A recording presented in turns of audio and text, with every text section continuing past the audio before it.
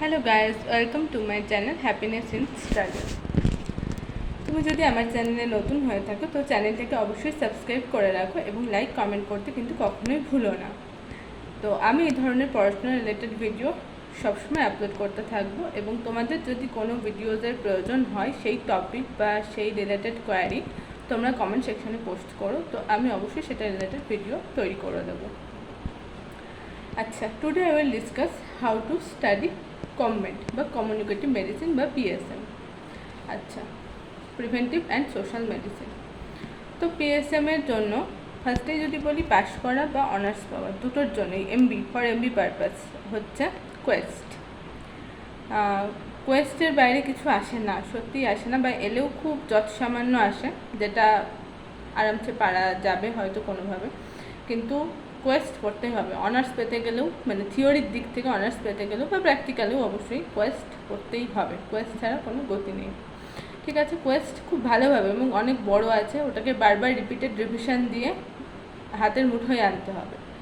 তো একটা জিনিস সবাই ভাবে যে কমমেট খুব ইজি সাবজেক্ট, কোনো ব্যাপার না, ভাটিয়ে দিলেই হয়ে যাবে, কিন্তু যেটা হচ্ছে সবাই ভুল করে যে ডেফিনেশানগুলো, সাপোজ জন এম লাস্টের যে ডেফিনেশন যেটা কোটেশনের মধ্যে আছে, তো ডেফিনেশন যত তুমি ওয়ার্ড বাই ওয়ার্ড লিখবে তত কিন্তু নাম্বার তোমার বেশি আসবে। তুমি যদি মনে করো যে সব ভাটাবো পরীক্ষার হলে গিয়ে, তাহলে কিন্তু হবে না। হ্যাঁ, অনেক জিনিস আছে যেগুলো হেডিং করে গিয়ে ভাটানো যাবে, ঠিক আছে, সেগুলো ঠিক আছে, হেডিং মুখস্থ করো, চলে যাও পরীক্ষার হলে বসে ভাটাও, ঠিক আছে, কিন্তু যে ডেফিনেশন আছে, কারোর মানে স্পিচ আছে, সেই জায়গাগুলো কিন্তু হচ্ছে লাইন বাই লাইন মুখস্থ করতে হবে, না হলে word by word, line by line বলা ভুল, ওয়ার্ড বাই ওয়ার্ড লিখতে হবে, কারণ ওই কোটেশন না তুললে কিন্তু নম্বর পাওয়া যাবে না। তুমি ভাবছো আমি ভাটিয়ে দিয়ে চলে এসেছি, আমি লিখে এসেছি, নাম্বার পেয়ে যাবো, নাম্বার পাবে, একটা সাধারণ নাম্বার পাবে, কিন্তু মানে ভালো মার্কস বা অনার্স পেতে গেলে কিন্তু ওই কোটেশনের মধ্যে যেগুলো আছে সেগুলো ওয়ার্ড বাই ওয়ার্ডই মুখস্থ করতে হবে।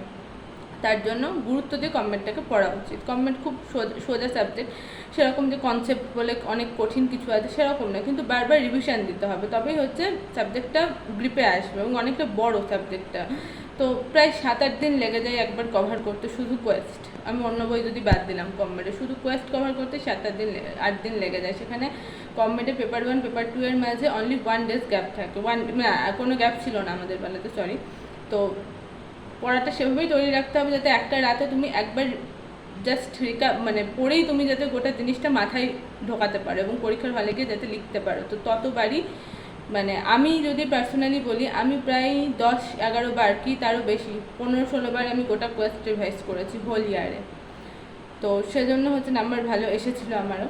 তো আমি সেটাই বলবো যে যতবার পারো রিভাইজ করো কোয়েস্ট, ঠিক আছে। এবার আসি অন্য বই বা আরেকটু হায়ার লেভেলের জন্য, যে কমমেট, গোল্ড মেডেল, ক্লাস অ্যাসিস্ট্যান্ট এসব পরীক্ষার জন্য, বা তুমি যদি বলো এমবির অনেক ভাইভার কোশ্চেনও অনেক সময় ধরা হয় এইসব জায়গাগুলো থেকে, কি তো সেটা হচ্ছে আর দুটো সোর্স আছে কমমেটে। সেটা হচ্ছে একটা বিবেক জৈনের বই, যেটা এক্সাম প্রিপারেটরি ম্যানুয়াল বলে যেটা আছে সেটা, আর আরেকটা হচ্ছে ম্যারো নোটস।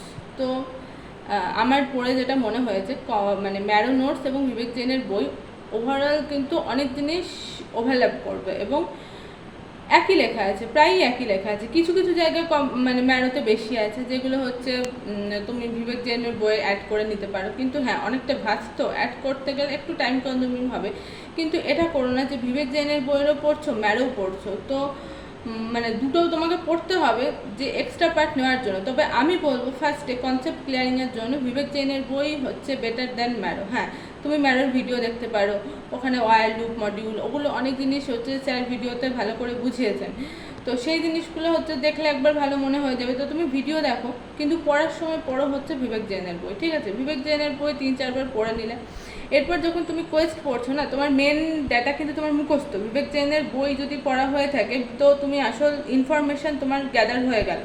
এরপর যেটা পড়ছো সেটা তোমার লেখার জন্য বা খাতা ভরানোর জন্য যেটা পড়ছো সেটা কোয়েস্ট থেকে। তুমি বিবেক জৈনের বই পেজ মানে কভার টু কভার হচ্ছে পড়ার চেষ্টা করো, যে যাদের গোল্ড মেডেল এবং ক্লাস অ্যাসিস্ট্যান্ট দেওয়ার ইচ্ছা আছে, তো তাদের জন্য স্পেশালি বলবো যে বিবেক জৈনের বই হচ্ছে কভার টু কভার পড়ো, এবং আমার মনে হয় সেটাই হচ্ছে, সেটা মানে বিবেক জৈনের বই পড়তে হবে, শুধু কোয়েস্ট পড়ে কিন্তু গোল্ড মেডেল হবে না। হ্যাঁ, থিওরি এমবি থিওরিতে ভালো নাম্বার আসবে, কিন্তু গোল্ড মেডেলের জন্য বিবেক জৈনের বই কভার টু কভার পড়তে হবে এবং লাইন বাই লাইন হচ্ছে মুখস্থ করতে হবে ঠিকভাবে। খুব ইনফরমেটিভ ওয়েতে লেখা আছে বইটা। তো তারপরে যাচ্ছি ম্যারোতে। ম্যারোর ভিডিও দেখো, কিন্তু আমি বলবো ম্যারোর নোটস না পড়ে তোমরা তখন বিবেক জৈনের বই পড়ো। আচ্ছা, এবার ম্যারোর নোটসে এসো। ম্যারোর নোটসে তখন যে জায়গাগুলো এক্সট্রা আছে, অনেক জায়গায় এক্সট্রা আছে কিন্তু ম্যাক্সিমামটাই ওভারল্যাপিং। তো যে জায়গাগুলো এক্সট্রা আছে সেই জায়গাগুলো হচ্ছে মার্ক করে নাও, বা পারলে বিবেক জৈনের বই সেই জায়গাগুলো অ্যাড করে নাও, ব্যাস, যাতে তোমাকে ম্যারোর নোটসটা আর খুলতে না হয়। কারণ তুমি যদি 3টে সোর্স ইউজ করো না, যে কোয়েস্ট, বিবেক জৈনের বই, ম্যারো সোর্স, এতগুলো পড়ে কভার করতে গিয়ে মানে নাজেহাল অবস্থা হয়ে যাবে, সব কিছু ঠিকভাবে কভার হবে না। তো আমি বলবো যে সোর্স কনসাইজ করো। তুমি ম্যারো নোটস হচ্ছে বিবেক জৈনের বই ঠিকভাবে পড়ার পরই পড়ো, ব্যাস, তাহলে ওভারঅল আমার মনে হয় এক্সাম খুব ভালো হবে। তো এছাড়া এখানে প্র্যাকটিক্যাল হচ্ছে থিওরি বেস। তুমি যদি থিওরি ঠিকভাবে পড়ো, মোটামুটি প্র্যাকটিক্যাল তুমি পেরে যাবে। হ্যাঁ, ডোপের একটা টেবিল থাকে, সেই জায়গাটা একটু দেখতে হবে। আর তবে মানে গভর্নমেন্ট প্র্যাকটিক্যাল বলে যে পিডিএফগুলো আছে সেটাই পড়েছিলাম, তো আলাদা করে গভর্নমেন্টের প্র্যাকটিক্যালের বই কিছু পড়িনি, বা হয় বলে আমার জানা নেই। তো যাই হোক, কিউ ব্যাংক এবং মানে ম্যারোর যে কিউ ব্যাংক সেটাও কিন্তু খুব ভালো, এবং তার সাথে এক্সপ্লেনেশন, এগুলো দেখতে হবে।